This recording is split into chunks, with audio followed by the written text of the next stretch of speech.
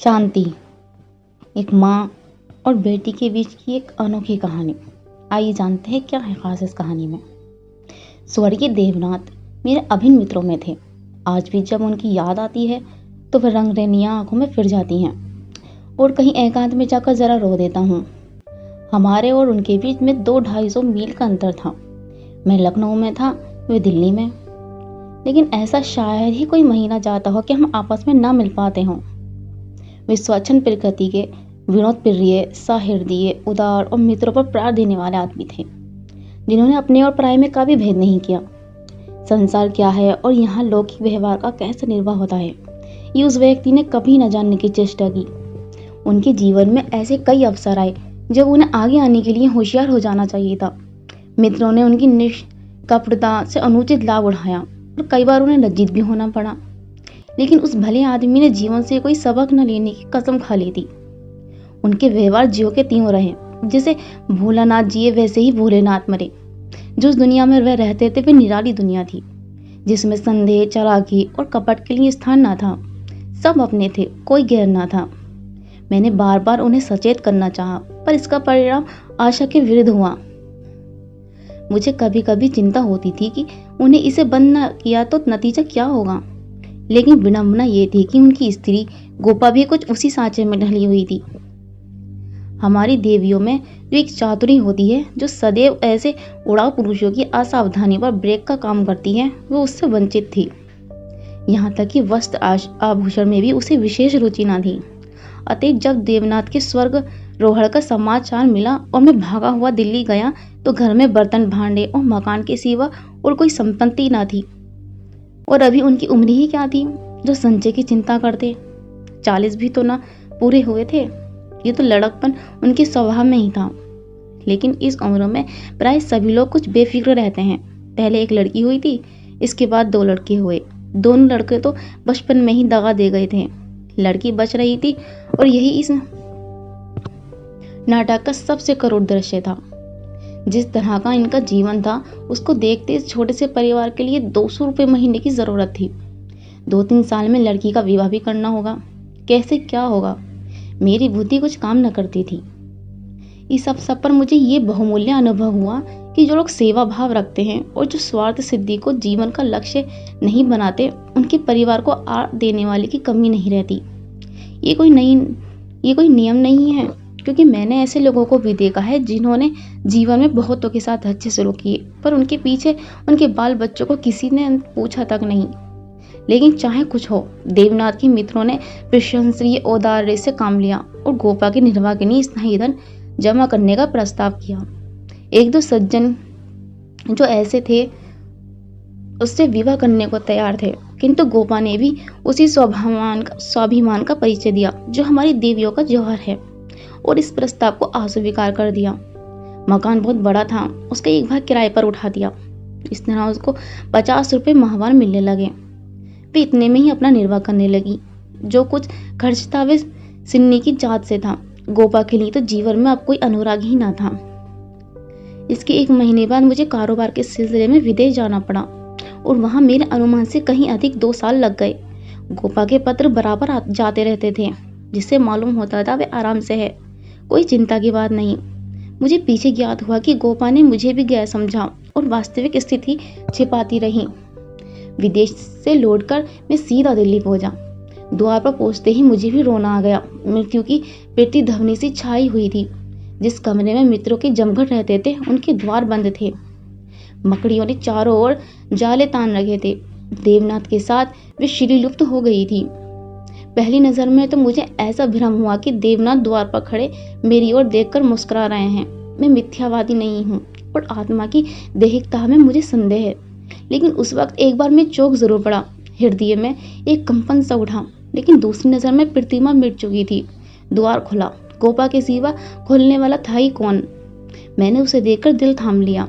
उसे मेरे आने की सूचना थी और मेरे स्वागत की प्रतीक्षा में उसने नई साड़ी पहन ली थी और शायद बाल भी गूंथ लिए थे।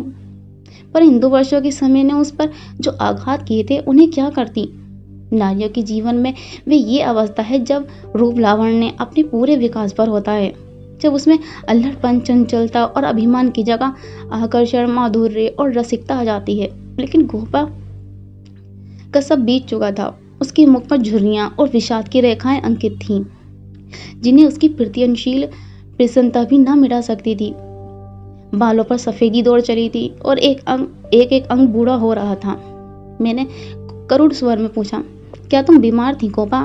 गोपा ने आंसू पीकर कहा, नहीं तो, मुझे कभी सिर दर्द भी नहीं हुआ। तो तुम्हारी ये क्या दशा है? बिल्कुल बूढ़ी हो गई हो। तो जवानी लेकर करना ही क्या है? मेरी उम्र भी तो 35 के ऊपर हो गई है। 35 की उम्र तो बहुत नहीं होती। हाँ, उनके लिए जो बहुत दिन जीना चाहते हैं। मैं तो चाहती हूँ जितनी जल्द हो सके जीवन का अंत हो जाए। बस सिन्नी का ब्याह की चिंता है। इससे छुट्टी पा जाऊं, मुझे जिंदगी की परवाह ना रहेगी। अब मालूम हुआ कि जो सज्जन इस मकान में किराएदार हुए थे, वे थोड़े दिनों बाद तब्दील होकर चले गए और तब से कोई दूसरा किराएदार ना आया। मेरे हृदय में बर्छी सी चुभ गई। इतने दिन इन बेचारों का निर्वाह कैसे हुआ, ये कल्पना ही दुखद थी। मैंने विरक्त मन से कहा, लेकिन तुमने मुझे सोचना क्यों ना दी? क्या मैं बिल्कुल गैर हूँ? गोपा ने लज्जित होकर कहा, नहीं नहीं, ये बात नहीं है। तुम्हें गैर समझूंगी तो अपना किसे समझूंगी? मैंने समझा परदेश में तुम खुद अपने झमेले में पड़े होगे। तुम्हें क्यों सताऊं? किसी न किसी तरह दिन कट ही गए। घर में और कुछ ना था तो थोड़े तो गहने थे ही। अब सुनीता की विवाह की चिंता है। पहले मैंने सोचा था इस मकान को निकाल दूंगी, 20-22 हजार मिल जाएंगे, विवाह भी हो जाएगा और मेरे कुछ बचा भी रहेगा। लेकिन बात को मालूम हुआ कि मकान पहले ही रखा हुआ है और सूद मिलाकर उस पर 20,000 और हो गए हैं। महाजन ने इतनी ही दया क्या कम की कि मुझे घर से ना निकाल दिया। इधर से तो अब कोई आशा नहीं है। बहुत हाथ पैर जोड़ने पर संभव है महाजन से 2-2.5 हजार मिल जाएं। इतने में क्या होगा, इसी फिक्र में घुली जा रही हूँ। लेकिन मैं भी इतनी मतलबी हूँ ना, तुम्हें हाथ मुंह धोने को पानी तक ना दिया, कुछ जलपान न लाई और अपना टुकड़ा ले बैठी। आप आराम से बैठिए, मैं कुछ खाने को लाऊं, खा लीजिए, तब बातें हूँ। घर पर तो सब कुशल हैं? मैंने कहा, मैं तो सीधे बम्बई से यहाँ आ रहा हूँ, घर कहाँ गया? गोपा ने मुझे तिरस्कार भरी आंखों से देखा। उस पर तिरस्कार की आड़ में घनिष्ठ आत्मीयता बेटी झांक रही थी। मुझे ऐसा जान पड़ा उसकी मुख की झुर्रियां मिट गई हैं। पीछे मुख पर हल्की सी लाली दौड़ गई। उसने कहा, इसका फल ये होगा कि तुम्हारी देवी जी तुम्हें कभी यहाँ आने न देगी। मैं किसी का गुलाम नहीं हूँ। किसी को अपना गुलाम बनाने के लिए पहले खुद भी उसका गुलाम बनना पड़ता है। शीतकाल की संध्या देखते ही देखते दीपक जलाने लगी। सुनीता लालटेन लेकर कमरे में आई। 2 साल पहले की अबोध और कृष्णार्जुन वाली का रूपवती युवती हो गई थी। जिसे मैं गोद में उठाकर प्यार करता था, आज उसकी तरफ आंखें न उठा सका। मैंने पूछा, अब तुम किस दर्जे में पढ़ रही हो सुनीता? उसने फिर सर झुकाए हुए जवाब दिया, 10वें में हूँ। घर का भी कुछ काम करती हो? अम्मा जब करने भी दें। गोपा बोली, मैं नहीं करने देती या खुद किसी काम के हाथ नहीं लगाती।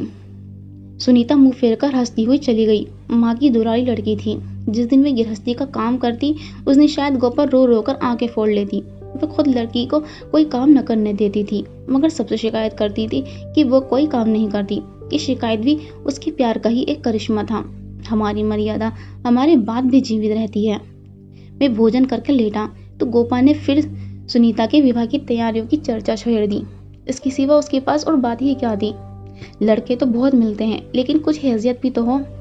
लड़की को ये सोचने का अवसर क्यों मिले कि दादा होते तो शायद मेरे लिए इससे अच्छा वर ढूंढते। फिर गोपा ने डरते लाला मदारी लाल के लड़के का जिक्र किया। मैंने चकित होकर उसकी तरफ देखा। मदारी लाल पहले इंजीनियर थे, अब पेंशन पाते थे।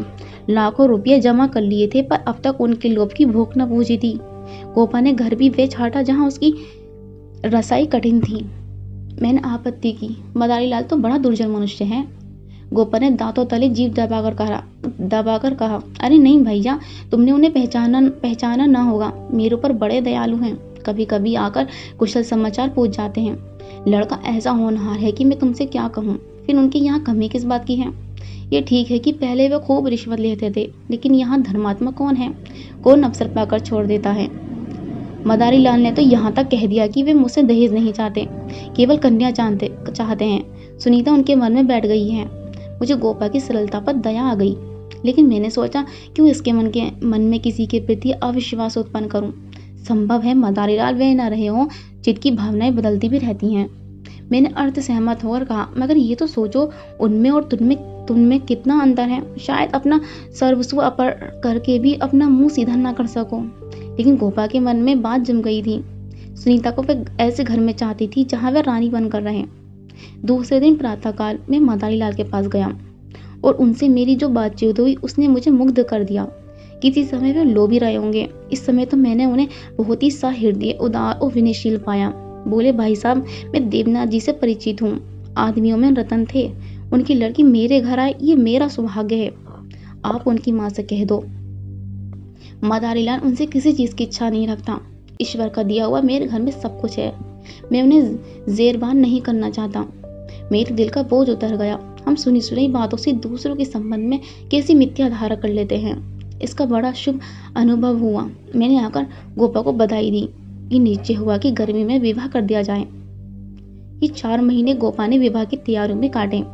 मैं महीने में एक बार अवश्य उससे मिलने जाता था, पर हर बार खिन्न होकर लौटता। गोपा ने अपनी कुल मर्यादा का न जाने कितना महान आदर्श अपने सामने रख लिया था। पगली इस भ्रम में पड़ी हुई थी कि उसका उत्साह नगर में अपनी यादगार छोड़ा जाएगा। ये न जानती थी कि यहाँ ऐसे तमाशे रोज होते हैं और आए दिन भुला दिए जाते हैं। शायद वह संसार से ये श्रेय लेना चाहती थी कि इस गई बीती दशा में भी लुटा हुआ हाथी 9 लाख का है। पग पग पर उसे देवनाथ की याद आती। वे होते हुए ये काम यूं न होता, यूं होता और तब रोती। मदारीलाल सज्जन है, ये सत्य है, लेकिन गोपा का अपनी कन्या के प्रति भी कुछ धर्म है। कौन उसकी 10-5 लड़कियां बैठी हैं, वह तो दिल खोलकर अरमान निकालेगी। सुनीता के लिए उसने जितने गहने और जोड़े बनवाए थे, उन्हें देखकर मुझे आश्चर्य होता था। जब देखो कुछ न कुछ सी रही है। कभी सुनारों की दुकान पर बैठी है, कभी मेहमानों के आदर सत्कार का आयोजन कर रही है। मोहल्ले में ऐसा ही बिल्ला ही कोई संपन्न मनुष्य होगा जिससे उसने कुछ कर्ज न लिया हो। वे इसे कर्ज न समझती थी, पर देने वाले दान समझ कर देते थे। सारा मोहल्ला उसका सहायक था। सुनीता मोहल्ले की लड़की थी। गोपा की इज्जत सबकी इज्जत है, और गोपा के लिए तो नींद और आराम हराम था। दर्द से सिर फटा जा रहा है। आधी रात हो गई, मगर वह बैठी कुछ न कुछ सी रही है। इस कोठी का ध्यान उस कोठी कर रही है। कितनी वात्सल्य से भरी आकांक्षा थी, जो कि देखने वालों में श्रद्धा उत्पन्न कर देती थी। अकेली औरत, वे भी आधी जान की, क्या क्या करे। जो काम दूसरों पर छोड़ देती है, उसी में कुछ न कसर रह जाती है। पर उसकी हिम्मत है कि किसी तरह हार नहीं मानती। पिछली बार उसकी दशा देखकर मुझे से रहा ना गया। बोला, गोपी देवी, अगर मरना ही चाहती हो तो विवाह के बाद मर जाना। मुझे भय है कि तुम उसके पहले ही न चल दो। गोपा का मुरझाया हुआ मुख पिन मुदित हो उठा। बोली, उसकी चिंता ना करो भैया, विधवा की आयु बहुत लंबी होती है। तुमने सुना नहीं, रान मरे ना खंडर रहे। लेकिन मेरी कामना यही है कि सुनीता का ठिकाना लगाकर मैं भी चल दूं। अब और जीकर क्या करूंगी, सोचो क्या करूं। अगर किसी तरह का विघ्न पड़ गया तो किसकी बदनामी होगी। इन 4 महीनों में मुश्किल से घंटा भर सोती होंगी, नींद ही नहीं आती। पर मेरा चित्त प्रसन्न है। मैं मरूं या जीऊं, मुझे ये संतोष तो होगा कि सुनीता के लिए उसका बाप जो कर सकता था वह मैंने कर दिया। मदारीलाल ने अपनी सज्जनता दिखाई। तो मुझे भी तो अपनी नाक रखनी है। एक देवी ने आकर कहा, बहन जरा चलकर देख लो, चाशनी ठीक हो गई है या नहीं। गोपा उसके साथ चाशनी की परीक्षा करने गई और एक क्षण के बाद आकर बोली, जी चाहता है सिर पीट लूं। तुमसे जरा बात करने लगी, उधर चाशनी इतनी कड़ी हो गई कि लड्डू दांतों से लड़ेंगे। किससे क्या कहूँ। मैंने चिढ़कर कहा, तुम व्यर्थ का झंझट कर रही हो। क्यों नहीं किसी हलवाई को बुलाकर मिठाइयों को ठेका दे देती। फिर तुम्हारे यहाँ मेहमान ही कितने आएंगे जिनके लिए ये तुम्हार बांध रही हो। 10-5 की मिठाई उनके लिए बहुत होगी। गोपा ने व्यथित नेत्रों से मेरी ओर देखा। मेरी ये आलोचना उसे बुरी लगी। इन दिनों उसे बात बात पर क्रोध आ जाता था। बोली, भैया तुम ये बातें ना समझोगे। तुम्हें ना माँ बनने का अवसर मिला, ना पत्नी बनने का। सुनीता के पिता का कितना नाम था, कितने आदमी उनके दम से जीते थे। क्या ये तुम नहीं जानते। वे पगड़ी मेरे ही सिर तो बंधी है। तुम्हें विश्वास ना आएगा, नास्तिक जो ठहरे, पर मैं उन्हें सदैव अपने अंदर बैठा पाती हूँ। जो कुछ कर रहे हैं वे कर रहे हैं। मैं मंद बुद्धि स्त्री भला अकेली क्या कर देती। वे वही मेरे सहायक हैं, वही मेरे प्रकाश। ये समझ लो कि ये देह मेरी है, पर इसके अंदर जो आत्मा है वे उनकी है। जो कुछ हो रहा है उनके पुण्य आदेश से हो रहा है। तुम उनके मित्र हो। तुमने अपने सैकड़ों रुपए खर्च किए और इतना हैरान हो रहे हो? मैं तो उनकी सहभागिनी हूँ, लोक में भी परलोक में भी। मैं अपना से मुंह लेकर रह गया। जून में विवाह हो गया। गोपा ने बहुत कुछ दिया और अपनी हैसियत से बहुत ज्यादा दिया, लेकिन फिर भी उसे संतोष न हुआ। आज सुनीता के पिता होते तो न जाने क्या करते, बराबर रोती रही। जाड़ों में मैं फिर दिल्ली गया। मैं समझा कि अब गोपा सुखी होगी। लड़की का घर और वर दोनों आदर्श हैं। गोपा को इसके सिवा और क्या चाहिए, लेकिन सुख उसके भाग्य में ही नहीं था। अभी कपड़े भी न उतारने पाया था कि उसने अपना दुखड़ा शुरू कर दिया। भैया घर द्वार सब अच्छा है, सास ससुर भी अच्छे हैं, लेकिन जमाई निकम्मा निकला। सुनीता बेचारी रो रो कर दिन काट रही है। तुम उसे देखो तो पहचान न सको, उसकी परछाई मात्र रह गई है। अभी कई दिन हुए आई हुई थी। उसकी दशा देखकर छाती फटती थी, जैसे जीवन में अपना पथ खो बैठी हो। न तन बदन की सुध है, न कपड़े लत्ते की। मेरी सुनीता की दुर्गत होगी ये तो स्वप्न में भी न सोचा था। बिल्कुल गुमसुम हो गई है। कितना पूछा, बेटी तुमसे वो क्यों नहीं बोलता, किस बात पर नाराज है, लेकिन कुछ जवाब ही नहीं देती, बस आंखों से आंसू बहते हैं। मेरी सुनीता कुएं में गिर गई। मैंने कहा, तुमने उसके घर वालों से पता नहीं लगाया? लगाया क्यों नहीं भैया, सब हाल मालूम किया। लौंडा चाहता है मैं चाहे जिस राह जाऊं, सुनीता मेरी पूजा करती रहे। सुनीता भला इसे क्यों सहने लगी? उसे तो तुम जानते हो कि कितनी अभिमानी है। वो उन स्त्रियों में नहीं है जो पति को देवता समझती है और उसका दुर्व्यवहार सहती रहती है। उसने सदैव दुलार और प्यार पाया है। बाप भी उस पर जान देता था। मैं आँख की पुतली समझती थी। पति मिला छेला जो आधी आधी रात तक मारा मारा फिरता है। दोनों में क्या बात हुई ये कौन जान सकता है, लेकिन दोनों में कोई गांठ बढ़ गई है। न सुनीता की परवाह करता है, न सुनीता उसकी परवाह करती है, मगर वह तो अपने रंग में मस्त है। सुनीता प्यार प्राण दिए देती है, उसके लिए सुनीता की जगह मुन्नी है। सुनीता के लिए उसकी उपेक्षा है और रुदन है। मैंने कहा, लेकिन तुमने सुनीता को समझाया नहीं? उस लौंडे का क्या बिगड़ेगा, उसकी तो जिंदगी खराब हो जाएगी। गोपा की आंखों में आंसू भर आए। बोली, भैया किस दिल से समझाऊं? सुनीता को देखकर तो मेरी छाती फटने लगती है। बस यही दिल चाहता है कि उसे अपने कलेजे में रख लूं, कि इसे कोई कड़ी आंख से भी ना दिख सके। सुनीता फूहड़ होती, कटु भाषणी होती, आराम तलब होती तो समझ भी जाती, पर ये क्या समझाऊं कि तेरा पति गाली गली मुंह काला करता फिरे, फिर भी तू उसकी पूजा क्या कर। मैं तो खुद ये अपमान न सह सकती। स्त्री पुरुष में विवाह की पहली शर्त यह है कि दोनों 16 आने एक दूसरे के हो जाएं। ऐसे पुरुष तो कम हैं जो स्त्री को जो बर्ज विचलित होते देखकर शांत रह सकें, पर ऐसी स्त्रियां बहुत हैं जो पति को स्वच्छंद समझती हैं। सुनीता उन स्त्रियों में नहीं है। वे अगर आत्मसमर्पण करती है तो आत्मसमर्पण चाहती भी है, और यदि पति में ये बात न हुई तो वो उससे कोई संपर्क न रखेगी, चाहे उसका सारा जीवन रोते कट जाए। ये कहकर गोपर भीतर चली गई और एक सिंगारदान लाकर उसके अंदर के आभूषण दिखाते हुए बोली, सुनीता इसे अब की यहीं छोड़ गई, इसलिए आई थी वे ये गहने देने जो मैंने न जाने कितना कष्ट सहकर बनवाए थे। इसके पीछे महीनों मारी मारी फिरी थी, यो कहूँ कि भीख मांगकर जमा किए थे। सुनीता भी इनकी और आंख उठाकर भी नहीं देखती। पहने तो किसके लिए, श्रृंगार करे तो किस पर। 5 संदूक कपड़े दिए थे। कपड़े सीते सीते मेरी आंखें फूट गई थी। ये सब कपड़े उठाती लाई। इन चीजों से उसे घृणा हो गई है। बस कलाई में 2 चूड़ियां और एक उजली साड़ी, यही उसका श्रृंगार है। मैंने गोपा को सांत्वना दी, मैं जाकर केदारनाथ से मिलूंगा, देखूं तो वह किस रंग ढंग के आदमी है। गोपा ने हाथ जोड़कर कहा, नहीं भूल कर भी न जाना, सुनीता सुनेगी तो प्राण ही दे देगी। अभिमान की पुतली ही समझो उसे, रस्सी समझ लो जिसके जल जाने पर भी बल नहीं जाते। जिन पैरों से उसे ठुकरा दिया है उन्हें वह कभी न सहलाएगी। उसे अपना बनाकर कोई चाहे तो लोटी बना ले, लेकिन शासन तो उसने मेरा न सहा तो दूसरों का क्या सहेगी। मैंने गोपा से उस वक्त कुछ न कहा, लेकिन अवसर पाते ही लाला मधारीलाल से मिला। मैं रहस्य का पता लगाना चाहता था। संयोग से पिता और पुत्र दोनों एक ही जगह पर मिल गए। मुझे देखते ही केदार ने इस तरह झुककर मेरे चरण छुए कि मैं उसकी शालीनता पर मुग्ध हो गया। तुरंत भीतर गया और चाय, मुरब्बा, मिठाइयाँ ले आया। इतना सौम्य, इतना सुशील, इतना विनम्र युवक मैंने ना देखा था। ये भावना ही न हो सकती थी कि इसके भीतर और बाहर में कोई अंदर हो सकता है। जब तक राह सिर झुकाए बैठा रहा, उस श्रृंखला से उसे छू भी नहीं गई। जब केदार टेनिस खेलने गया तो मैंने मदारीलाल से कहा, केदार बाबू तो बहुत सच्चरित जान पड़ते हैं, फिर स्त्री पुरुष में इतना मनोमालिन्य क्यों हो गया है। मदारीलाल ने एक क्षण विचार करके कहा, इसका कारण इसके सिवा और क्या बताऊं कि दोनों अपने माँ बाप के लाडले हैं और प्यार लड़कों को अपने मन का बना देता है। मेरा सारा जीवन संघर्ष में कटा, अब जाकर जरा शांति मिली है।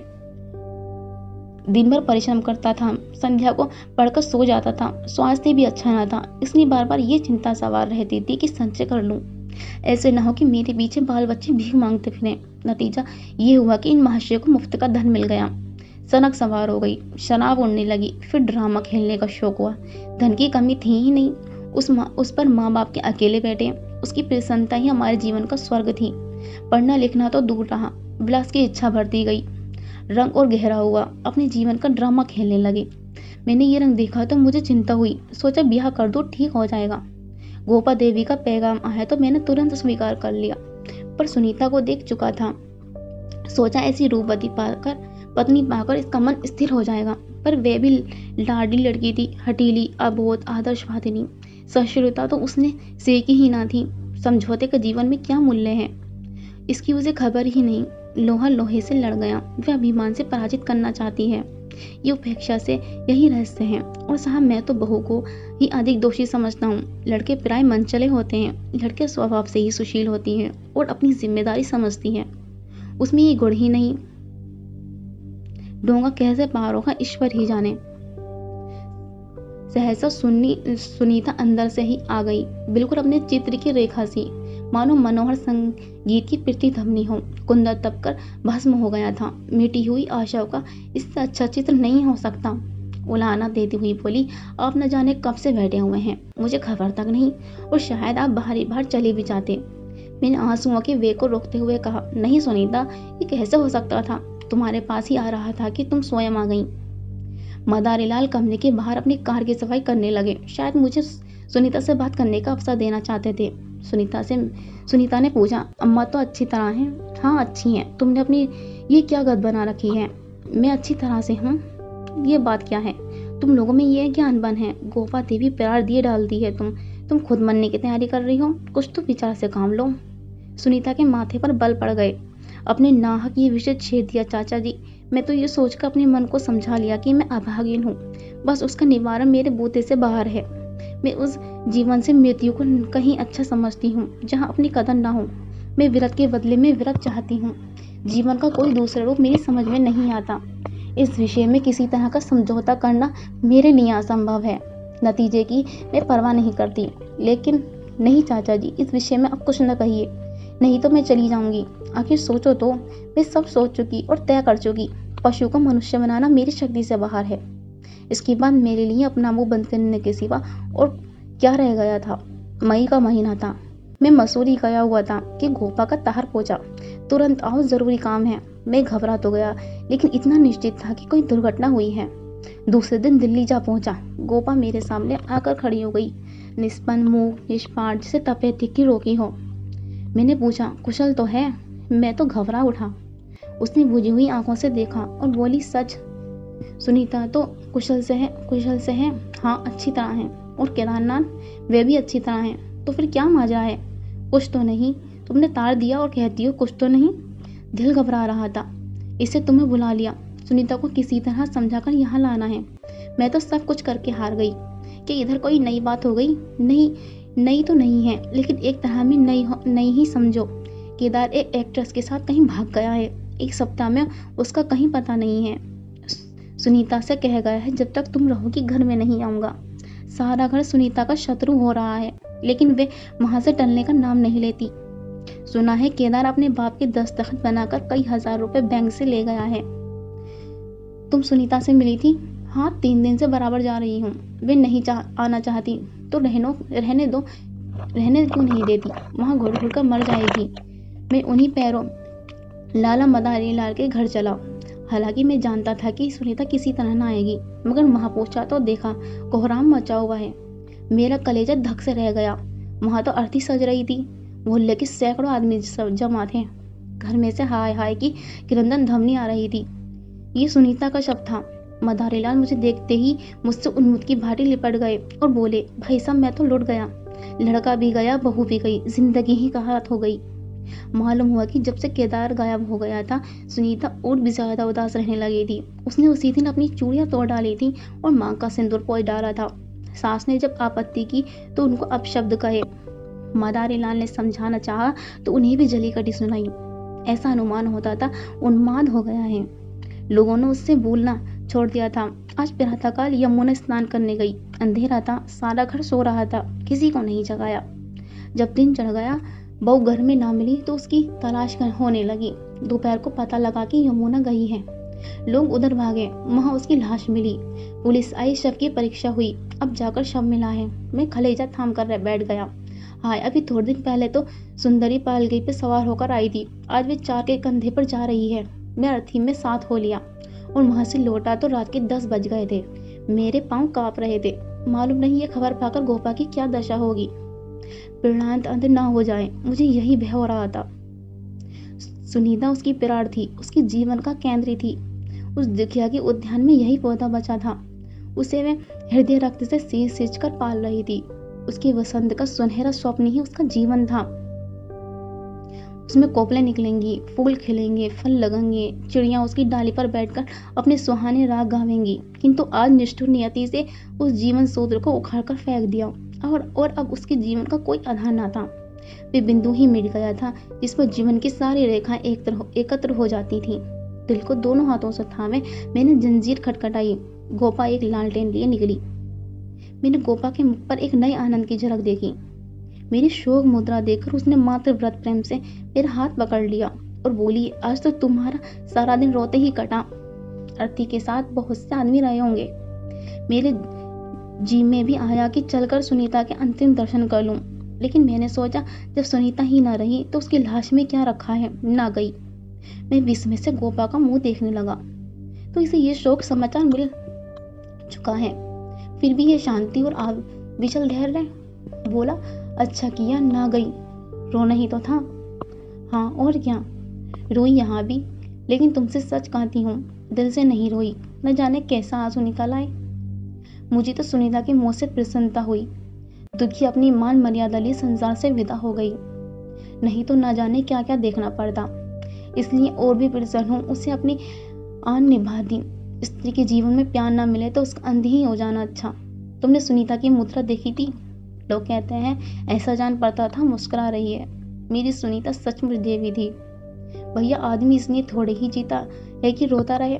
जब मालूम हो गया कि जीवन में दुख के सिवा कुछ नहीं है तो आदमी जीकर क्या करें, किस लिए जिए? खाने और सोने और मर जाने के लिए? ये मैं नहीं कहती कि मेरी सुनीता की याद ना आएगी, मुझे याद करके रोऊंगी नहीं, लेकिन बेशौक के आंसू न होंगे। बहादुर बेटे की माँ उसकी वीर गति पर प्रसन्न होती है। सुनीता के मुंह से क्या कुछ कम गौरव है? मैं आंसू बहाकर उस गौरव का अनादर कैसे करूं? वे जानती है, और चाहे सारा संसार उसकी निंदा करे, उसकी माता सराहना ही करेगी और उसकी आत्मा ये आनंद कैसे छीन लूं? लेकिन अब रात ज्यादा हो गई है, ऊपर जाके सो रहा हूं। मैंने तुम्हारी चारपाई बिछा दी है, मगर देखो अकेले पड़े पड़े रोना नहीं। सुनीता ने वही किया जो उसे करना चाहिए था। उसके पिता होते तो आज सुनीता की प्रतिमा बनाकर पूछते। मैं ऊपर जाकर लेटा तो मेरे दिल का बोझ बहुत हल्का हो गया था, किंतु रह रहकर ये संदेह हो जाता था कि गोपा की ये शांति उसकी अपार व्यथा का ही रूप तो नहीं है। इसी के साथ ये कहानी यहाँ पर खत्म होती है। आपको कैसी लगी कहानी कमेंट बॉक्स में जरूर बताइएगा। शुक्रिया।